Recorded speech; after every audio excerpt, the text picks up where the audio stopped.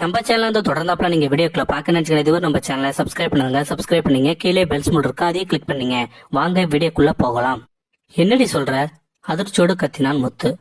லட்சுமி முழுங்கி முழுங்கி குடும்ப கட்டுப்பாடு தான் பண்ணிட்டோம்னு மெத்தனமா இருந்ததில் நாள் தள்ளி போனதே கவனிக்கல. நேத்திக்கு சந்தேகத்துல மருத்துவமனைக்கு போய் காட்டிட்டு வந்தாங்க.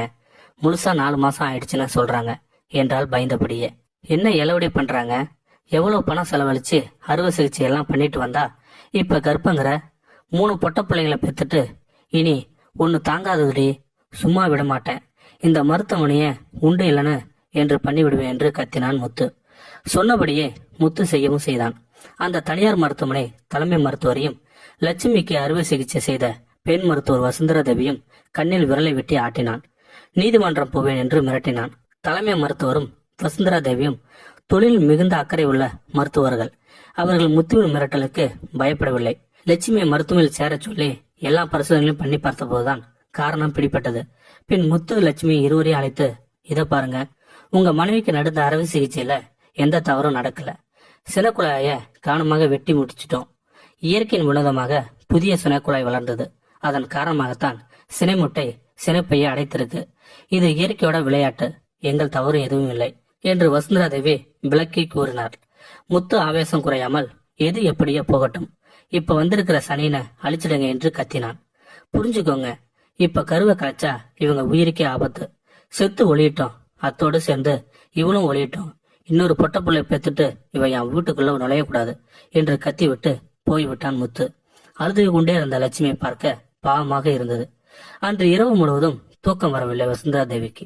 லட்சுமியின் கண்ணீர் முகம் கண்ணுக்குள்ளே நின்றது.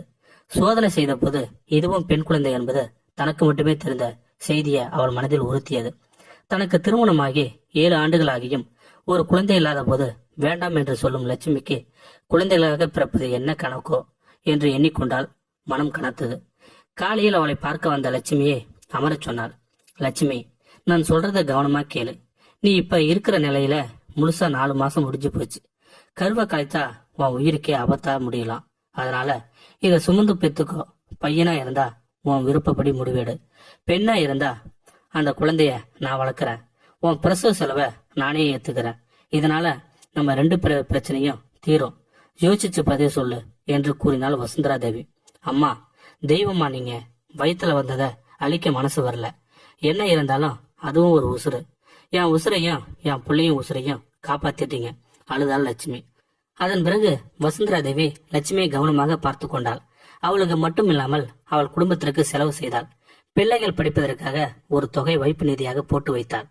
லட்சுமிக்கு 5 மாதம் கழித்து பெண் குழந்தை பிறக்க அந்த குழந்தையை தூக்கி வசுந்தரா தேவி கையில் கண்ணீரோடு கொடுத்ததோடு சரி, அதன் பின் அவள் வாழ்க்கையிலிருந்து அந்த குழந்தை நினைவுகளை கூட அழித்து விட்டாள்.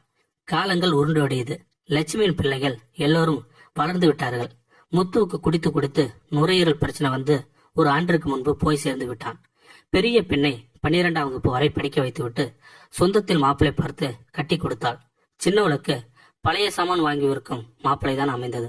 3வது பெண் மட்டும்தான் படிப்பில் கெட்டிக்கரையாக இருந்தாள். வருமானம் கைக்கும் வாய்க்குமாக வாழ்க்கை ஓடியது. லட்சுமியால் முன்பு மாதிரி உழைக்க முடியவில்லை. வேலை அதிகமாக செய்ததில் மூச்சு வாங்கியது. பேரன் பேத்தி இருவரும் பிடித்த பண்டங்களை வாங்கி கொண்டு மகளை பார்க்க கோயில்பட்டி கிளம்பினாள். மகளும் மருமகனும் வீட்டிலே சின்னதாக ஒரு உணவகம் நடத்தி கொண்டிருந்தனர். லட்சுமி அங்கு இருக்கும் வரை தன்னால் முடிந்த வேலைகளை செய்து கொடுப்பாள். அன்று இட்லி மாவு அரைத்து விட்டு தண்ணீர் பிடித்து வைத்தாள். காய்கறி நறுக்கிவிட்டு நிமிர்ந்தவளுக்கு நெஞ்சு வலிக்க ஆரம்பித்தது. விறுவிறுவென இடது கை, தோள்பட்டை, முதுகு என வலி பரவியது. சலசலவென வேர்த்து கொட்டியது. அப்படியே சரிந்து உட்கார்ந்து விட்டாள். அடுத்த அரை மணி நேரத்தில் அவள் மகளும் மருமகனும் அவளை ஒரு தனியார் மருத்துவமனைக்கு அவசர சிகிச்சை பிரிவில் சேர்த்தனர். மாரடைப்பு என்றார்கள். தூக்கமும் விழிப்புமாக இருந்தவள் 2ஆம் நாள் தான் நன்றாக கண் விழித்தாள். அருகில் இந்த நர்ஸ், அம்மா, நீங்க செத்து பிழைச்சிருக்கீங்க. நல்ல நேரத்துல மருத்துவமனையில சேர்த்துருக்காங்க என்றாள். என்னை காப்பாத்தினதுக்கு ரொம்ப நன்றிமா. நானும் இன்னும் கொஞ்ச நாளாவது உயிரோடு இருக்கணும். என் கடமை இன்னும் முடியல. இன்னும் ஒரு பொண்ணு கரையேற்றும் என்று நிகழ்ச்சியாக கூறினாள் லட்சுமி. உங்களை காப்பாத்துனது எங்க சின்ன டாக்டர் அம்மா தான். சின்ன வயசுனாலும் அவங்க சரியான நேரத்துல போட்ட ஊசியும் தான், தந்த சிகிச்சையும் தான் உங்க உயிரை காப்பாற்றியது. அதனாலதான் நீங்க இப்போ உயிரோடு இருக்கீங்க. நீங்க நன்றி சொல்லணும்னா அவங்களுக்கு தான் சொல்லணும். அவங்க இருதய சிகிச்சை பிரிவில் மேல் படிப்பு முடிச்சிருக்காங்க என்றாள் நர்ஸ். அன்று மாலை அவசர சிகிச்சை பிரிவில் முதன்மை மருத்துவர் வசுந்தரா தேவி லட்சுமியை பார்த்ததும் திகைத்து போனார். லட்சுமிக்கு அதே உணர்வுதான். பார்க்க மாட்டோம் என்று எண்ணியிருந்த இருவரும் எதிர்பாராமல் பார்த்து கொண்டதில் இருவருக்குமே அதிர்ச்சி. வசுந்தரா தேவி சுதாகரித்துக் கொண்டாள். லட்சுமி, நீயா? உடம்பு எப்படி இருக்கு? இது ஏன் மருத்துவமனை தான். நான் 2 நாளா ஊர்ல இல்ல, அதான் உன்னை பார்க்கல. இன்னைக்கு நோயாளிகள் பெயர் அட்டவணையில உன் பேரு பார்த்தேன். ஆனா நீயா இருக்கும்னு நினைக்கல. உன் புருஷன் பிள்ளைங்க எல்லாம் எப்படி இருக்காங்க? அம்மா, நீங்க நல்லா இருக்கீங்களாம்மா? உங்களை பாப்பேன்னு கனவுல கூட நினைக்கல. உங்க குழந்தைங்க என்றவள் டக்குன்னு பேச்சை நிறுத்தினாள் லட்சுமி. இப்படி ஒரு சூழ்நிலையில நீயும் நானும் இந்த ஊர்ல இருந்த இடத்துல சந்திப்போம்னு நினைக்கல. காலம் செய்யும் வேடிக்கை பாரு. உன் உயிரை காப்பாற்றுறது யாருன்னு நினைக்கிற? நீ அன்னைக்கு வேண்டாம்னு தூக்கி கொடுத்துட்டு போனியே, உன் பொண்ணுதான். நாளைக்கு நான் அவளை கூட்டிட்டு வந்து உன்னை அறிமுகப்படுத்துறேன் என்றாள் வசுந்தரா தேவி.